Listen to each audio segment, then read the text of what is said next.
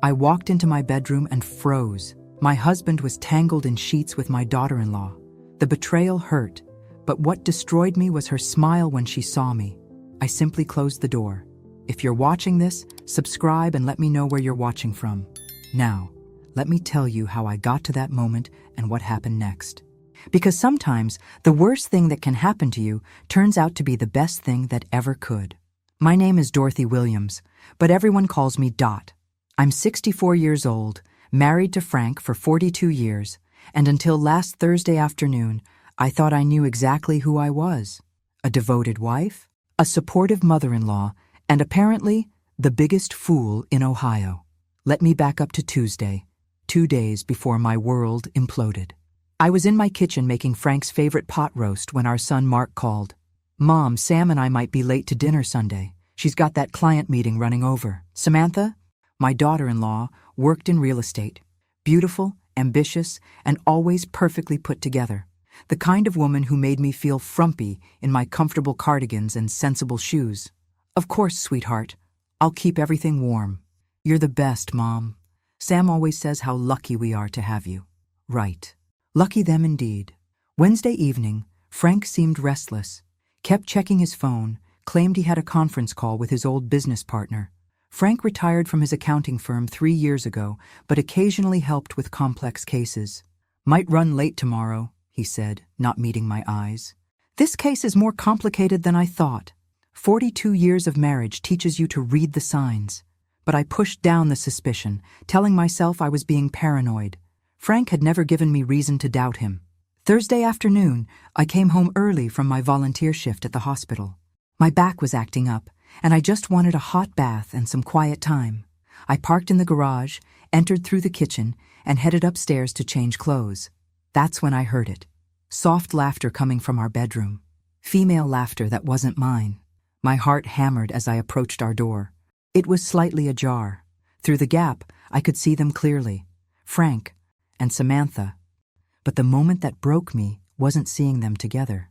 It was when she opened her eyes, looked directly at me standing in the doorway, and smiled. Not embarrassed, not guilty. I stood there for maybe 5 seconds, watching my entire life crumble. Then I quietly stepped back and closed the door with a soft click. The old Dot would have screamed, cried, thrown things. But standing in that hallway, listening to them continue their affair just feet away from me, something cold and calculating settled in my chest.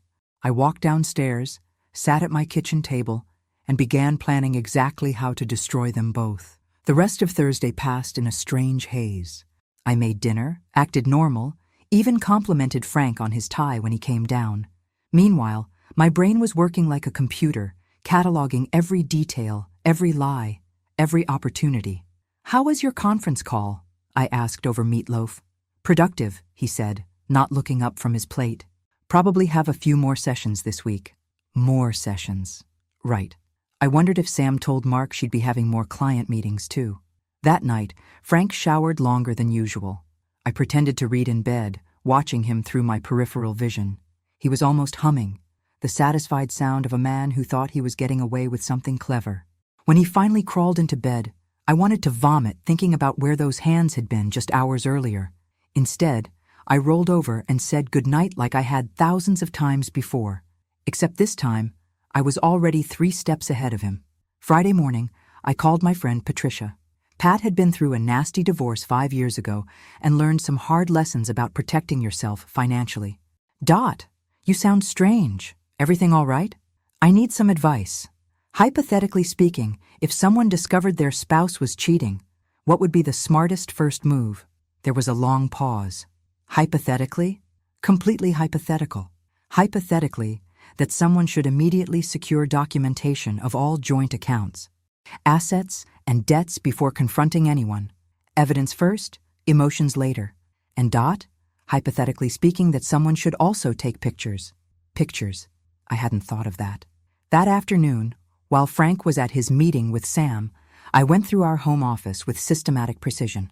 42 years of marriage meant Frank had grown complacent about hiding things. I found our insurance policies, retirement account statements, the deed to our house, even his old business partnership agreement. What I discovered made my blood run cold. Frank had been moving money, small amounts over the past 6 months, transferred to an account I'd never seen before. Nothing huge, nothing I'd notice in my weekly budget check, but it added up to almost $30,000. My devoted husband wasn't just cheating on me, he was stealing from me too. I photographed everything with my phone, uploaded the images to a new cloud account, then put everything back exactly as I'd found it. By the time Frank came home looking satisfied and guilty, I was back in my kitchen peeling potatoes for dinner. "Good day?" I asked sweetly. "Exhausting," he replied. "This case is really taking it out of me." I bet it was. Saturday brought our usual routine. Frank played golf, I did the grocery shopping and caught up on laundry. Normal suburban life, except I spent my morning at the bank opening a new account and my afternoon visiting my old friend Margaret Chen, who happened to be one of the best divorce attorneys in the city. "Dot Williams," Margaret said, genuine surprise in her voice. "I haven't seen you in years. How's Frank?" "That's actually why I'm here." I laid out everything, the affair, the money transfers, the systematic deception. Margaret listened without interruption, occasionally making notes. When I finished, she leaned back in her chair. "How long do you think this has been going on?" "Based on the bank records? At least 6 months. But knowing Sam, probably longer." "And you're certain you want to proceed?" I thought about Sam's smile, about Frank's lies, about 42 years of devotion being thrown away for some midlife excitement. "I've never been more certain of anything in my life." Margaret smiled grimly. "Then let's make sure they never see it coming." Sunday dinner arrived like a performance, where everyone knew their lines except the audience. Frank carved the roast with his usual precision, while Sam complimented my green bean casserole. Mark talked about work, completely oblivious to the undercurrents swirling around my dining room table. "Mom, this is delicious," Sam said, her voice warm with false affection. "You really outdid yourself." I watched her fork another bite, wondering how someone could sit at my table, eat my food, and smile at me after what she'd done. The audacity was almost impressive. "Thank you, dear. I put extra love into it this time." Frank choked slightly on his wine. Sam's eyes flicked to his, just for a second, but I caught it. They had signals now, little glances and shared secrets. How romantic. After dinner, while the men watched football, Sam helped me clear dishes. We worked in my kitchen, side by side, like we had dozens of times before. Except now I knew exactly what those perfectly manicured hands had been doing. "Dot," she said quietly, "I wanted to thank you again for recommending me to the Hendersons. That commission really helped us out." "Of course, sweetheart. Family helps family." She smiled that same triumphant smile I'd seen Thursday afternoon. "You're the best mother-in-law anyone could ask for." The urge to throw my good china at her lying face was almost overwhelming. Instead, I smiled back and handed her another plate to dry. I try my best. Monday morning brought phase 2 of my plan. While Frank was at the gym, or so he claimed, I called Mark at work. "Mom, everything okay? You never call this early." "I'm fine, honey. I just wanted to ask about Sam's work schedule. I'm planning a surprise birthday party for Mrs. Henderson, and I thought Sam might want to help coordinate since she knows her preferences." "Oh, that's sweet, Mom. But Sam's schedule is crazy right now. She's got these big client meetings almost every afternoon this week. Yesterday she didn't get home until after 10. My stomach twisted. Yesterday was Sunday. We'd had dinner together until 7. Then Sam had left with Mark around 8:30. What client meeting happens on a Sunday night until 10? "Well, I'm sure she's working very hard." "Yeah, this new client is really demanding. High maintenance. You know how it is." High maintenance indeed. After hanging up, I sat in my kitchen staring at my coffee mug. A gift from Mark, last Mother's Day. "World's best mom," in cheerful blue letters. The irony was suffocating. My phone rang, Frank's number. "Hi, sweetheart," I answered, proud of how normal my voice sounded. "Hey, Dot, I'm going to be late again tonight. This case is really heating up." "Of course it is. Will you be home for dinner?" "Better not count on it. Don't wait up." The call ended, and I found myself laughing. Actually laughing out loud in my empty kitchen. The sheer brazenness of it all was almost admirable. They thought they were so clever, so sophisticated with their little affair. They had no idea what was coming. I spent the rest of Monday implementing Margaret's advice. Every joint account, every shared asset, every piece of our financial life got documented and secured. I opened my own checking account, rerouted my Social Security direct deposit, and changed the passwords on everything I could access. By Tuesday morning, I was ready for Phase 3. I called Sam's real estate office. Williams Realty, this is Jessica. Hi Jessica, this is Dorothy Williams, Sam's mother-in-law. I was hoping to surprise her with lunch today. Could you tell me when might be a good time? I know she's been so busy with that demanding new client. There was a pause. Mrs. Williams, Sam actually took the week off. She said she was going to visit her sister in Michigan. Didn't she tell you? My blood went cold. Oh, of course. I must have gotten my weeks confused. Thank you, dear. I hung up and stared at the phone. Sam hadn't taken time off to visit her sister. She'd taken time off to spend entire days with my husband while I volunteered at the hospital and ran errands around town like the oblivious fool they thought I was. But this lie was going to be their undoing, because now I had exactly what Margaret said I'd need. Concrete evidence of deception that even Mark couldn't ignore. Time to watch their perfect little world implode. Wednesday morning, I woke up with the kind of clarity that comes from finally understanding exactly what you're dealing with. Frank was already downstairs, probably planning his day of work with my daughter-in-law. Morning, sweetheart, I called cheerfully as I entered the kitchen. He jumped slightly, spilling coffee on his shirt. Morning, Dot. You're up early. Couldn't sleep. Too excited about today. His face went pale. Excited about what? Oh, I thought I'd surprise Sam with a visit. Maybe take her to lunch while she's off work this week. Frank's coffee mug slipped from his hand and shattered on the floor. Off work? I tilted my head innocently. Didn't Mark tell you? Sam took the week off to visit her sister in Michigan. Such a devoted daughter, that Sam. Though I'm surprised she didn't mention it to you during your conference calls. I watched Frank's face cycle through confusion, panic, and something that looked like admiration. He realized I knew, but he couldn't figure out how much. I should get going. Big day ahead. I'm sure it is. Give my love to your business partner. 20 minutes after Frank left, his phone rang on the kitchen counter. He'd forgotten it in his panic. The caller ID read, Sam. I answered on the fourth ring. Frank? Thank God. I've been trying to call you. Something's wrong. Dorothy knows something. She called my office asking about lunch, and Jessica told her I took the week off. She knows, Frank. She knows. This isn't Frank. Dead silence. Then a whispered, oh God. Hello, Samantha. Having a nice week off in Michigan? Dot. I can explain. I'm sure you can. You're very creative. But here's what's going to happen. You're going to come to my house right now. Frank will already be here by the time you arrive. I'm calling him next. We're going to have a little family meeting. Dot, please, this isn't what you think. Samantha, you have exactly 30 minutes to get here. If you're not at my front door by then, I'm calling Mark and explaining why his wife has been lying about her whereabouts while his father has been stealing money from our joint accounts. Another long silence. You know about the money? I know about everything. 30 minutes. I hung up and immediately dialed Frank's work number. Patterson and Associates, this is Linda. Hi, Linda, this is Dorothy Williams. Is Frank available? It's important. Mrs. Williams, I'm sorry, but Frank isn't here. He doesn't come in on Wednesdays anymore. Not since he retired. Is everything all right? Everything's perfect, Linda. Thank you. So Frank had been lying about where he went every Wednesday, too. I wondered what other truths were about to surface. I spent the next 25 minutes setting up my laptop on the dining room table and brewing a fresh pot of coffee. If we were going to destroy 42 years of marriage and 20 years of family relationships, we might as well be civilized about it. Frank arrived first, looking haggard and desperate. Dot, we need to talk. Yes, we do. Sit down. You don't understand.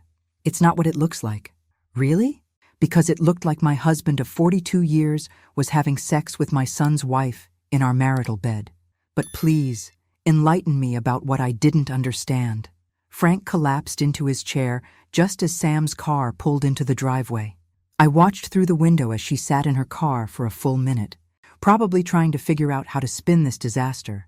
She finally walked through my front door, looking like she'd aged 5 years in the last hour. Sit down, Samantha. Let's discuss your interesting interpretation of family loyalty.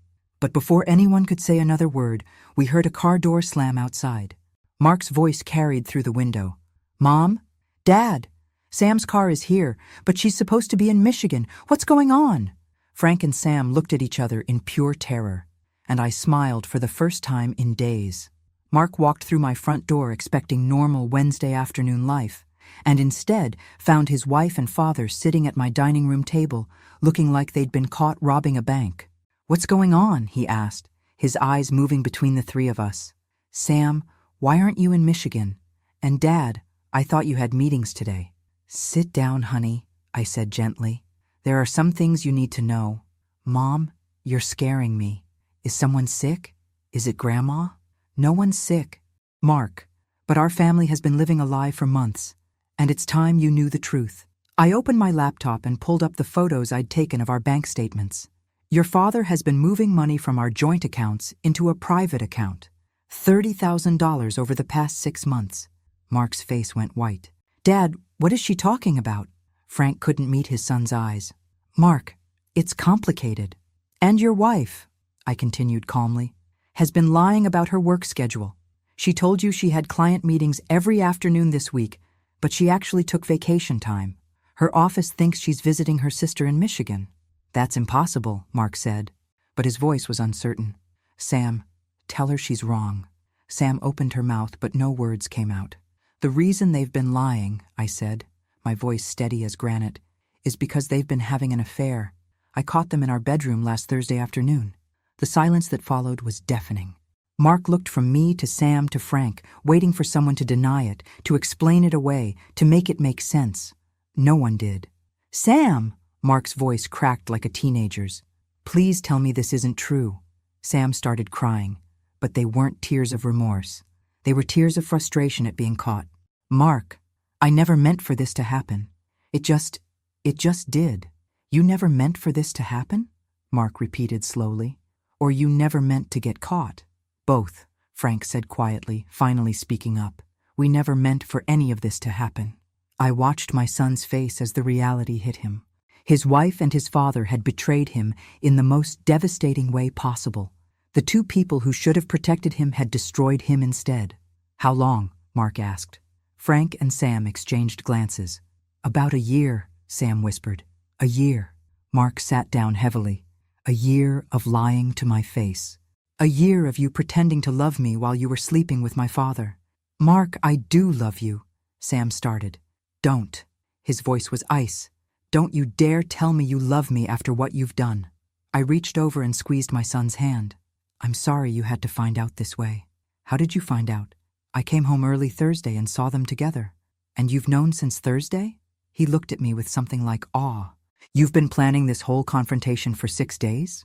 Your mother is more strategic than we gave her credit for," Frank said, and there was something almost like pride in his voice. "Don't speak about me like I'm not here," I snapped. "And don't act like you're impressed. You forfeited any right to opinions about me when you decided to steal from me and sleep with our daughter-in-law." Mark stood up abruptly. "I can't be here right now. I can't look at either of you." "Mark, wait," Sam pleaded. "We can work through this. We can go to counseling." "Counseling?" Mark turned around, his face filled with rage I'd never seen before. "You want to go to counseling after you've been screwing my father for a year?" "Please don't leave," Sam begged. "We have 8 years together. That has to count for something." "What about the 42 years your lover had with my mother? Did that count for anything when you were spreading your legs in her bed?" The crude language was so unlike my gentle son that it shocked everyone into silence. "I want you out of our house," Mark said to Sam. "Tonight. Take your things and go stay with your sister. The real one, in Michigan, if she'll have you." "Mark, please." "And you," he turned to Frank, "stay away from me. I don't want to see you, talk to you, or hear from you until I decide what I'm going to do about this." Mark headed for the door, then stopped and looked back at me. "Mom, I'm sorry. I'm sorry they did this to you, and I'm sorry I didn't see it coming." After he left, the three of us sat in my dining room listening to the clock tick. Finally, Sam spoke. "What happens now?" I looked at her beautiful, tear-streaked face and felt absolutely nothing. "Now, you learn what consequences look like." That evening, After Sam packed her bags and Frank slunk off to our guest room like a scolded dog, I sat alone in my kitchen with a cup of tea and my laptop. Margaret had asked me to document everything while it was fresh, and I wanted to be thorough. But as I typed up the details of our confrontation, my phone kept buzzing with messages. First from Sam. Please. We need to talk about this like adults. What happened between Frank and me doesn't have to destroy our entire family. Then from Frank. I know you're angry, but we've been married 42 years. That has to mean something. We can work through this. Finally, from a number I didn't recognize. Mrs. Williams, this is Amy Henderson from Williams Realty. Sam asked me to call you. She's very upset and wondering if you could reconsider some of the things you said today. The audacity was breathtaking. Even now, even caught red-handed, they were trying to manipulate me. Sam had actually asked her co-worker to call and plead her case, as if this was some misunderstanding that could be smoothed over with the right words. I deleted all the messages without responding and called Margaret instead. How did it go? She asked. Exactly as you predicted. They're already trying to minimize it and make me look like the unreasonable one. That's standard. Tomorrow they'll probably try love bombing, flowers, tearful apologies, promises to change. Don't let them back in your head, I won't. But there's something else. When I told Mark about the money Frank moved, he looked shocked. Not just hurt, actually shocked. I think Frank might have been stealing from Mark too. There was a pause. We should look into that. If Frank has been accessing accounts that belong to Mark, that's a whole different level of theft. The next morning brought exactly what Margaret had warned me about. Frank knocked on the bedroom door. Our bedroom, which I'd reclaimed by moving his clothes to the guest room. I brought you coffee. Leave it by the door. Please, can we talk? Really talk? We talked yesterday. I said everything I needed to say. I love you, I know I screwed up, but I love you. I opened the door and looked at my husband. In the morning light, he looked older than his 66 years. Tired, desperate, and finally understanding that his actions had consequences. Frank, you don't love me. You love the idea of me. You love having someone to cook your meals and wash your clothes and pay half the bills while you play house with younger women. But you don't love me. That's not true. If you loved me, you wouldn't have stolen our money to impress your mistress. If you loved me, you wouldn't have brought her into our bed. And if you loved me, you wouldn't be standing here trying to convince me to pretend it never happened. I started to close the door, but he put his hand out to stop me. What do you want me to do? Beg? I'll beg. I'll do anything to fix this. You can't fix this, Frank. Some things, once broken, can't be repaired. That afternoon, Mark called. Mom, I've been thinking about what you said yesterday, about Dad moving money around. I checked my accounts, and there are some irregularities I don't understand. My heart sank. What kind of irregularities? Remember when Sam and I bought the new car last year? Dad helped us with the paperwork since he knows about financing. But there are charges on my credit card that I don't remember making, and my savings account is missing about $8,000. Oh, honey, I think Dad might have stolen from me too. Used my information to take out credit in my name or something. Mom, what if this is worse than we thought? That evening, I called an emergency meeting. Not with Frank and Sam this time, but with Mark and Margaret. We sat around my dining room table with bank statements, credit reports, and a growing sense of horror. Frank hadn't just stolen $30,000 from our joint accounts. He'd stolen $8,000 from Mark, opened credit cards in my name that I'd never seen, and somehow accessed Mark's investment account to make unauthorized withdrawals. This isn't just an affair, Margaret said grimly. This is systematic financial fraud. Frank could go to prison for this. Mark was staring at the papers spread across my table.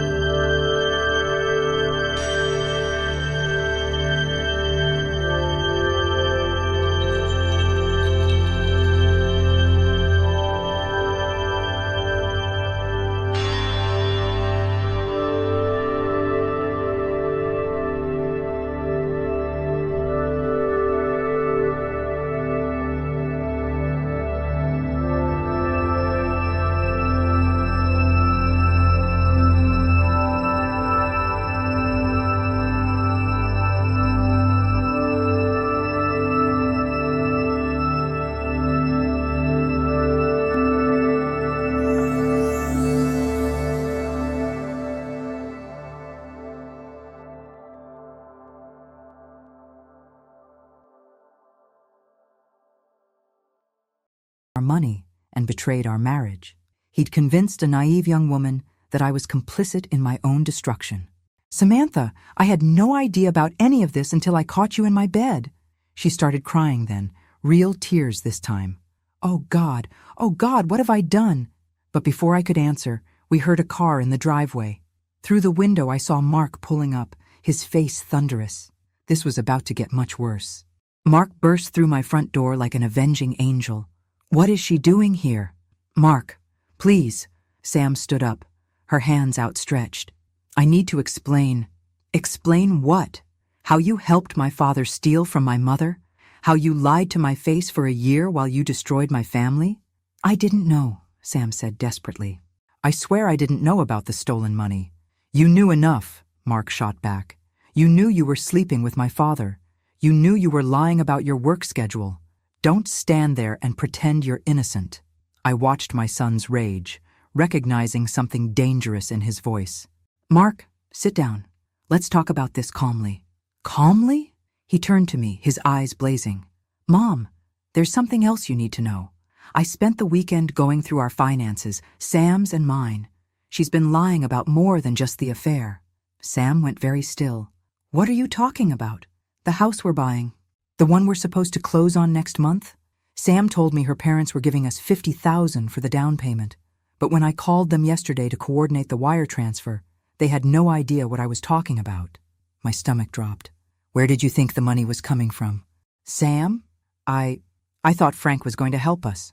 With stolen money, Mark said flatly. You were planning to use money stolen from my mother to buy a house with me. That's not how it was supposed to work, Sam protested, but her voice lacked conviction. How was it supposed to work? I asked. Sam collapsed back onto the couch. Frank said he had investment money from his old business that he'd been saving. He said after you guys divorced, he'd help Mark and me get established. Divorced, I repeated. Frank and I aren't getting divorced. But he said, Frank's been telling you a lot of things, Mark interrupted. Like how he was going to leave Mom for you once I was settled. Like how you two could start fresh somewhere new. Sam's face went white. How do you know about that? Because I've been reading your text messages, Sam. Our phone plan gives me access to all the accounts. I've seen everything. The betrayal just kept getting deeper. Frank hadn't just been having an affair and stealing money. He'd been planning an entire future with Sam, using stolen funds to finance their new life together. So let me get this straight, I said slowly. Frank convinced you I knew about the affair, stole money to fund your relationship, promised to leave me for you, and was planning to use more stolen money to help you and Mark buy a house, all while letting you believe this was somehow acceptable. Sam nodded miserably. And you, I turned to Mark, have been reading your wife's private messages? After I found out she was cheating with my father? Yeah, I started paying attention. I looked between my son and daughter-in-law, seeing clearly how Frank's lies had poisoned everything. What else don't I know? Mark pulled out his phone. There's more, Mom. A lot more. But before he could continue, my landline rang. The caller ID showed Frank's lawyer's office. Mrs. Williams? This is Robert Patterson, Frank's attorney. I'm calling because my client would like to speak with you about a possible resolution to this situation. What kind of resolution? Frank is prepared to plead guilty to the financial charges in exchange for your agreement not to pursue civil remedies. He's also willing to sign divorce papers immediately and surrender all claims to marital assets. I looked at Sam and Mark, both watching me intently. Frank was offering me everything I could want legally, but something felt wrong about the timing. Why the sudden cooperation, Mr. Patterson? There was a pause. There are additional charges being filed today. Charges that could result in significant prison time. Frank is hoping to minimize the damage to his family. What additional charges? Mrs. Williams, I think it would be better if we discuss this in person. Are you available this afternoon? After I hung up, the three of us sat in silence. Finally, Sam spoke. I need to know everything Frank told you, I said to her. Every lie, every promise, every plan. Because if his lawyer is scared, there's something much bigger going on here. And I was starting to suspect I knew exactly what it was. Robert Patterson's office felt like a funeral parlor. Thick carpet, heavy drapes, and an air of barely contained disaster. Frank sat beside his lawyer, looking like a broken man, his expensive suit wrinkled and his confidence completely gone. "Thank you for coming, Mrs. Williams," Patterson said. "We have a situation." "Don't we always?" I replied, taking the seat across from them. Patterson slid a folder across his desk. "The district attorney has expanded the investigation. They've discovered additional fraudulent activity going back 3 years. 3 years. Frank and I had been having problems for 3 years, and apparently he'd been stealing from me the entire time. How much are we talking about? Including interest and penalties, approximately $200,000. The number hit me like a physical blow. Frank had stolen enough money to buy a house, and I'd never noticed because he'd been careful, strategic, taking just enough to fly under my radar. Frank's been running what amounts to a personal hedge fund," Patterson continued, "using stolen money to make investments, keeping the profits, and replacing just enough of the principal to avoid detection."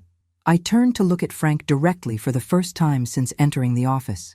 "You've been stealing from me for 3 years." He nodded without meeting my eyes. "The affair with Sam, the lies about work meetings, even this office meeting. It's all been about covering up the fact that you're a thief. It wasn't supposed to go this far," Frank said quietly. "I made some bad investments early on. I was trying to make the money back before you noticed. But you didn't make it back. You lost more. The relationship with Sam happened because I was stressed about the money. She was kind to me, understanding. It just developed." "You mean you manipulated a vulnerable young woman into an affair to distract from the fact that you were robbing your wife?" Patterson cleared his throat uncomfortably. "Mrs. Williams, Frank is prepared to make a full confession and cooperate completely with authorities. In exchange, we're hoping you might consider a plea agreement that would keep him out of prison." "Why would I do that?" "Because if this goes to trial, every detail of your private life will become public record. The affair, the financial issues, Mark's involvement, everything. It was a threat wrapped in legal language, but a threat nonetheless. Protect Frank's reputation and privacy, or watch our family's destruction play out in open court." "What does Mark think about this?" "Mark doesn't know about the full extent of the theft yet," Frank said. "I was hoping we could resolve this quietly." That's when I understood. Frank wasn't trying to protect me or our family from embarrassment. He was trying to protect himself from Mark's rage. "You're afraid of your own son." Frank finally looked at me. "Mark trusted me with his financial future. I've been managing his retirement accounts, his investment portfolio, everything. If he finds out what I've really done..." "What have you really done, Frank?" Patterson and Frank exchanged glances. "Perhaps we should call Mark and have him join us," Patterson suggested. "No," I said firmly. "Tell me now." Frank's voice was barely a whisper. "I used Mark's accounts too. His retirement fund, his college savings for the kids he and Sam want to have someday. All of it." The room went silent except for the ticking of Patterson's antique clock. Frank hadn't just stolen from me. He'd stolen his son's entire future. "How much?" "Everything. There's nothing left." I stood up abruptly. "Mr. Patterson, you can tell your client that there will be no plea agreement. Frank can face the consequences of his choices in court, in front of everyone he's betrayed. Mrs. Williams, please reconsider. I'm done considering anything. Frank made his choices. Now he gets to live with them." As I reached the door, Frank called out desperately, "Dot, please, I love you. I've always loved you." I turned back one last time. "Frank, you don't steal from people you love. You steal from people you think are too stupid to notice." The drive home gave me time to think about what I had to do next. Mark deserved to know the truth about his financial situation. Sam deserved to know the full scope of Frank's manipulation. And I deserved to finally stop protecting people who had never protected me. But first, I had a phone call to make. Margaret needed to know that we weren't just dealing with marital infidelity and petty theft anymore. We were dealing with a man who had systematically destroyed 3 lives to fund his fantasies. And it was time he faced the full consequences of that choice. I found Mark and Sam sitting at my kitchen table when I got home, both looking like they'd been crying. The sight of them together, united in their misery, would have been touching if I didn't know what was coming. "How bad is it?" Mark asked. I sat down and opened the folder Patterson had given me. "Your father has stolen approximately $300,000 from our family over the past 3 years." Sam gasped. Mark just stared at me. "That includes everything from your retirement accounts?" "Mark, your college fund, your investment portfolio, Even the savings account you thought you were building for a down payment. Everything's gone? Mark's voice was hollow. Everything. Sam reached for Mark's hand, but he pulled away. Don't. Just don't. Mark, I didn't know. You knew enough, he said coldly. You knew you were part of whatever scheme he was running. I pulled out another document. There's more. Sam, Frank showed me some of your text messages, the ones where you two discussed my daily routines, when I'd be out of the house, how to access my computer. He said he needed to check his email, Sam protested weakly. He was using my computer to access financial accounts. You were helping him spy on me in my own home. The full picture was finally clear. Frank hadn't just been having an affair or making bad financial decisions. He'd recruited Sam as an accomplice, using her access to our family to gather information he needed for his theft. I want to see the messages, Mark said. I hesitated. Mark, they're explicit, not just about the money. I want to see them. Against my better judgment, I handed him the printed pages. I watched his face change as he read, saw the exact moment he realized his wife hadn't just betrayed him sexually, but had been actively helping to destroy his financial future. You told him about my promotion bonus, Mark said to Sam. The exact amount, when it would hit my account. Everything. He said he was proud of you. He wanted to know so he could plan a celebration. He wanted to know so he could steal it before I noticed. Mark stood up and walked to the window, his back to both of us. I have nothing left. No savings, no retirement, no future, and my wife and father took it all while pretending to love me. Mark, Sam said desperately, we can rebuild. Together. I'll get a second job. We'll live with my parents. Together? Mark turned around, his face transformed by rage. You think we're staying married after this? You said for better or worse. I said that to a woman I thought existed, not to someone who would help my father steal my future and call it love. That's when my phone rang. Margaret's number. Dot, where are you? We have a problem. I'm at home. What's wrong? Frank made bail an hour ago, and according to my contact at the courthouse, he's not alone. Sam's co-workers posted his bond. I looked at Sam, who had gone pale. You called your co-workers? I asked them to help with his bail. He's in jail because of a misunderstanding. It's not a misunderstanding, Mark exploded. He's in jail because he's a criminal. Margaret's voice continued through the phone. Dot, there's something else. Frank apparently convinced Sam's friends that you're having some kind of breakdown, that you're making false accusations because you can't handle getting older. The manipulation was breathtaking. Even from jail, Frank was orchestrating a campaign to make me look unstable while positioning himself as the victim of a vindictive wife. How many people has he convinced? I asked. Enough. Sam's real estate office is apparently rallying around her, and Frank's old business associates are starting to ask questions about the charges. I hung up and looked at Mark and Sam. Your husband just convinced half the town that I'm having a mental breakdown. That's not what I told them, Sam protested. What exactly did you tell them? That Frank made some mistakes with money, but you were overreacting. That maybe you weren't thinking clearly because of stress. Mark was staring at his wife like he'd never seen her before. Even now, even after everything, you're still protecting him. I was trying to protect all of us, Sam said desperately. No, I said quietly. You were protecting yourself. And Frank. Always Frank. That's when we heard a car door slam outside. Through the window, I could see Frank getting out of a taxi, looking confident for the first time in days. He was coming home, probably expecting to find his confused, breakdown-prone wife ready to forgive and forget. Instead, he was about to face the consequences of underestimating me one final time. Frank walked through my front door like he owned the place, carrying flowers and wearing that charming smile that had fooled me for 42 years. Dot, sweetheart, we need to talk. I know you're confused, but I can explain everything. Behind him stood 3 people I recognized from Sam's real estate office, including her boss, Patricia Walsh. They'd come as witnesses, clearly expecting to find me in some kind of emotional crisis. Hello, Frank. Patricia. I stayed seated at my kitchen table, surrounded by evidence of his crimes. How nice of you all to drop by. Mrs. Williams, Patricia said gently, we're concerned about you. Sam told us you've been under a lot of stress lately, and we think there might be some misunderstandings about Frank's business dealings. Misunderstandings? I gestured to the documents spread across my table. You mean like how I misunderstood that my husband stole $300,000 from our family? Now, Frank said in that patronizing tone I'd grown to hate. Let's not exaggerate. I made some investments that didn't work out. That's not stealing. Investments with money you took from accounts that weren't yours? Our accounts, sweetheart. We're married. What's mine is yours, and what's yours is mine. I looked at Mark, who was standing in the corner watching this performance with disgust. Mark, would you please read from page 12 of Frank's confession? Mark picked up the document and began reading in a clear, cold voice. I accessed my son's retirement accounts without his knowledge or permission and used the funds for personal investments. I opened credit cards in my wife's name without her consent.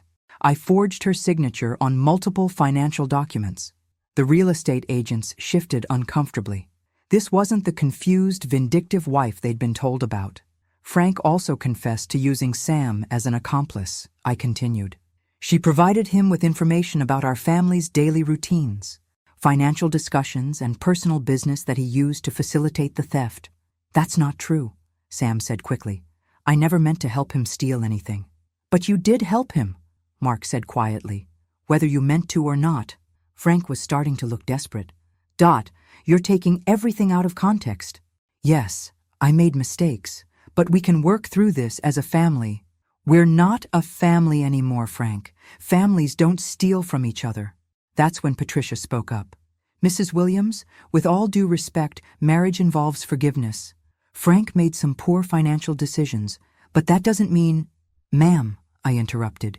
With all due respect, you don't know what you're talking about. Frank didn't make poor decisions. He systematically stole from his wife and son for 3 years while having an affair with his daughter-in-law. That's not a mistake. That's a criminal enterprise. I stood up and walked to my wall safe, which I'd had installed the previous week. Inside was something I'd been saving for exactly this moment. Frank, do you remember our 25th wedding anniversary? You gave me this beautiful necklace and told me it was my inheritance from your grandmother.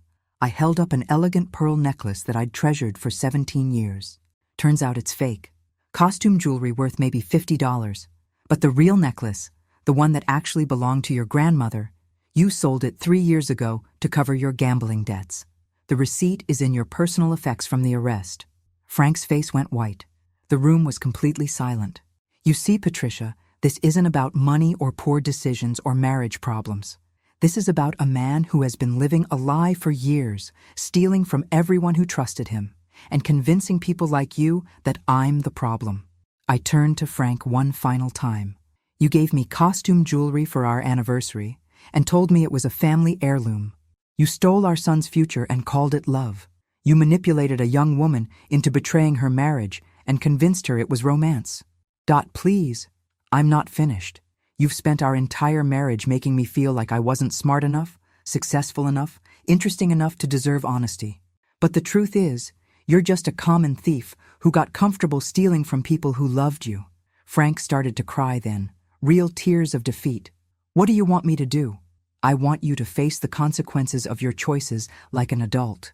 I want you to stop lying, stop manipulating, and stop trying to make everyone else responsible for the mess you created.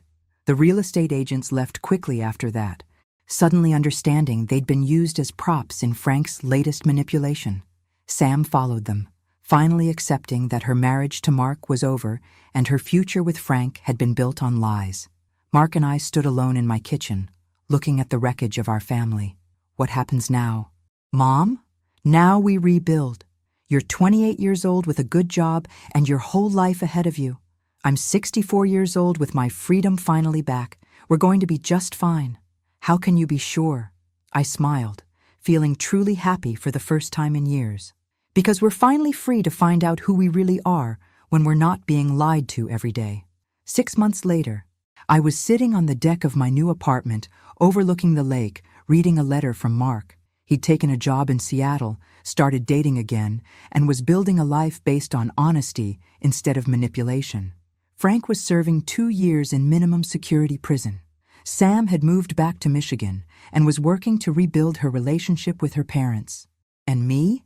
I was learning to live without constantly looking over my shoulder, waiting for the next lie or betrayal. It turned out freedom was something you had to fight for, but once you had it, it was worth everything you'd lost along the way. Sometimes the worst thing that happens to you really is the best thing that could have happened. You just have to be brave enough to walk through the fire to find out what's waiting on the other side. Thanks for listening. Don't forget to subscribe and feel free to share your story in the comments. Your voice matters.